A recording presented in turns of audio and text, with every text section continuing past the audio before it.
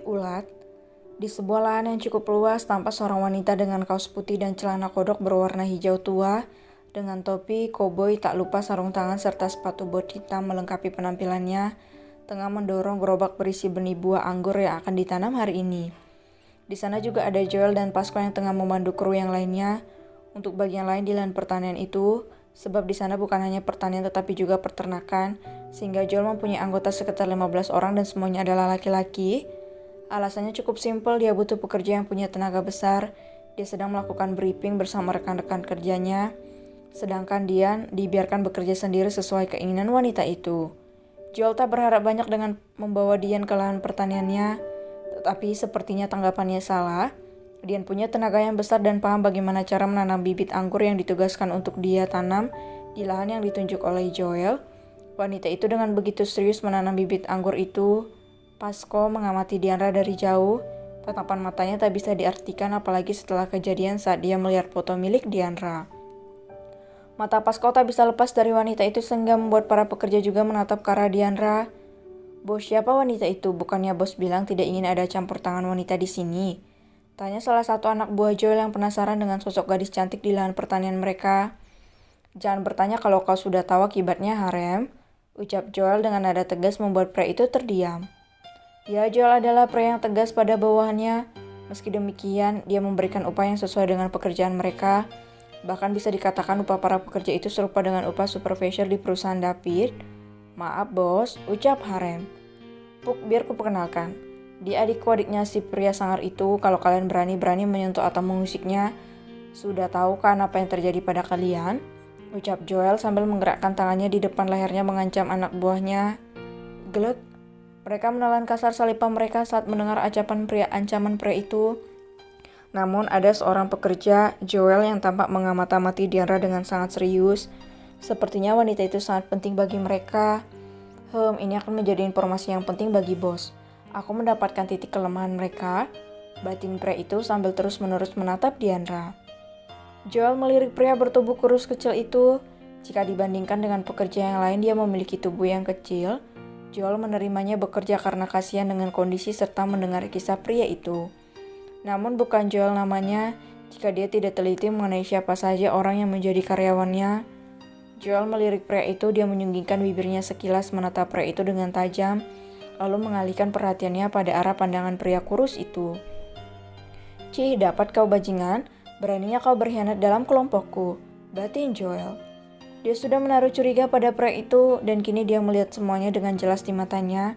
Pria itu mengincar Diandra. "Baiklah semuanya, silakan bekerja dan ingat jangan ada satupun dari kalian yang berani mendekat ke arah lahan di mana gadis itu bekerja. Jika berani maka habis nyawamu di tanganku," ucap Joel sambil mengangkat sebuah pisau sabit di tangan kanannya. "Siap tuan," jawab mereka serentak. Mereka semua beranjak menuju pekerjaan mereka masing-masing. Pasco dan Joel melihat Diandra yang begitu serius dengan pekerjaannya. Mereka melihat gadis itu tampak seperti sedang menarik sesuatu. "Hei, tunggu, menarik sesuatu?" Dengan cepat Pasco dan Joel berlari ke arah di mana Diandra berada. "Apa yang dilakukan wanita ini?" pikir Joel dan Pasco saat melihat Diandra seperti sedang menarik sesuatu. "Dian, kau sedang..." Jauhkan itu!" Joel tiba-tiba berteriak saat melihat benda yang dipegang oleh Diandra. Makhluk panjang tanpa tangan dan kaki yang menggeliat di tangan Diandra dengan posisi kepala dan ekornya digenggam erat oleh Diandra. "Ya ampun Dian, kau sedang apa? Kenapa main-main dengan ular? Cepat turunkan itu," ucap Pasco yang tak habis pikir dengan Diandra yang begitu pemberani mengangkat ular berwarna hijau yang biasanya nyasar di atas pohon tapi kali ini malah nyasar di tangan Diandra. Wanita itu memegangnya seolah dia tidak apa-apa dengan ular itu. Bahkan dengan senyum bahagia dia memegang ular yang panjangnya hampir 2 meter itu. "Hah? Apakah Joel takut ular?" tanya Diandra pada Joel yang terperanjat kaget. Tidak, aku hanya takut. Kau benar-benar kurang kerjaan, Diandra," kutus Joel sambil mengusap-ngusap dadanya. Belum lagi dia masih gugup melihat wajah si ular yang tampak pasrah. karena dicekik oleh tangan mungil Diandra. Hei, aku juga sempat terkejut tadi karena si ijo ini. Nah kakak buang taruh jauh-jauh, ucap Diandra sambil menyodorkan ular itu pada Joel. Diandra itu berbahaya, kenapa kau tangkap sendiri? Omel Pasco. Kalau manggil kalian keburu ularnya kabur kakak sayang. Hei, jadi dia tangkap sendiri deh, ucap wanita itu dengan senyuman sumringah. Cok, kalau kau digigit bagaimana, ucap Pasco tak habis pikir. Dia berkaca pinggang menatap sekaligus mengomeli Diandra. Digigit ya sakit kak, kekeh wanita yang memang kerjaannya bercanda itu.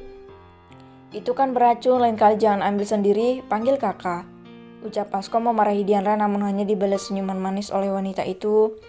Tanpa mereka sadari, Joel memotret mereka diam-diam, atau lebih tepatnya mengambil selfie wajahnya dengan mereka berdua sedang adu argumen. Setelah mengambil beberapa foto, Joel mengirimkannya pada David dan Othniel. Entah apa reaksi kedua pria itu nanti saat melihat Diandra seperti salah satu bagian dari penjelajah rimba tengah menangkap ular sebesar itu dengan kedua tangannya sendiri tanpa rasa takut sedikit pun. Pasco hanya geleng-geleng kepala melihat tingkah Diandra yang seperti anak kecil tengah bermain dengan mainan ular itu. Hadiah dasar bocah, ucap Pasco sambil menepuk-nepuk puncak kepala Diandra dengan gemas. Berikan padaku akan kubuang, ucap Pasco. Diandra memberikan ular hijau itu pada Pasco. Pergi jauh-jauh ya ular keket. Wanita itu tertawa dengan sangat manis membuat Pasco ikut tersenyum. Seketika dia teringat dengan sosok ibunya. Senyuman yang benar-benar mirip dengan sosok ibunya. Buang Gika, takutnya orang lain kena gigit, ucap Diandra yang dianggukkan oleh Pasco. Pasco berjalan menuju area pinggir hutan yang tepat berada di dekat lahan pertanian milik Joel. Dia melemparkan ular itu ke sana. Jangan datang lagi jika sekali lagi kulihat kawanmu di sini. Kupecahkan kepalamu itu, ucap Pasco menatap tajam ular itu sebelum melempar jauh ke atas hingga hilang di udara dikira batu kali ya. Seandainya ular itu bisa bicara, pasti dia sudah berteriak, apa salah dan dosaku, wahai manusia.